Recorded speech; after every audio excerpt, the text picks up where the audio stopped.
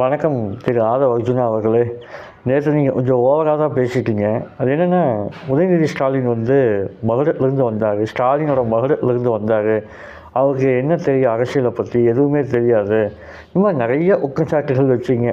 குடும்ப அரசியல் அப்படின்லாம் சொல்லிட்டு இருந்தீங்க, குடும்ப ஃபாரினுக்கு போகணும் அப்படின்லாம். நான் என்ன கேட்குறேன், உங்கள் தலைவர் விஜய் அவர்கள் ஊர்லேருந்து மஞ்சப்பை எடுத்துகிட்டு ஒவ்வொரு ஸ்டுடியோ வாசல்லையும் நின்று, ஒவ்வொரு ப்ரொடக்ஷன் கம்பெனி வாசல்லையும் நின்று சான்ஸ் கேட்டு அதுக்கப்புறம் நடித்து சின்ன நடிகராக இருந்து பெரிய நடிகரானாருன்னு நினச்சிட்டு இருக்கீங்களா?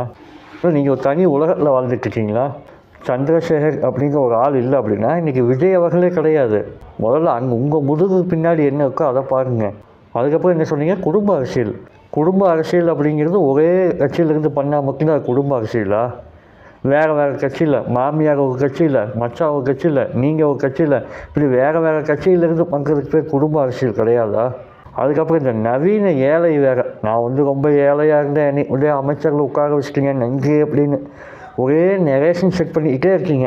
அப்புறம் இன்னொரு ஆள் செருப்போட போடாமல் பஸ்ஸில் போய் உட்காந்துருக்காங்க. அஃபிடவிட்டில் எடுத்து பார்த்தா எல்லாம் நாருது. எப்படி இந்த 5 வருஷம் வெறும் நெரேஷன் செட் பண்ணுறதுலேயே போயிடலான்னு முடிவு பண்ணிட்டீங்களா? ஜான் ஆரோக்கியசாமி ஏதாவது பிளான் கொடுத்தாரா?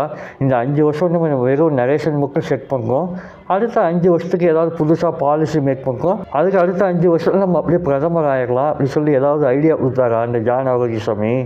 இந்த நரேஷனு சிம்பத்தி வேவ் கிரியேட் பண்ணுறது இது எல்லாத்தையும் விட்டுட்டு அரசியலில் பாலிசி சம்மந்தமாக ஏதாவது ஆக்கப்பூர்வமாக ஏதாவது செய்ய பாருங்க. இப்போ வரைக்கும் நீங்கள் இன்னும் பழைய ஸ்கீமுக்கு தான் பெயிண்ட் அடிச்சுட்டு இருக்கீங்க.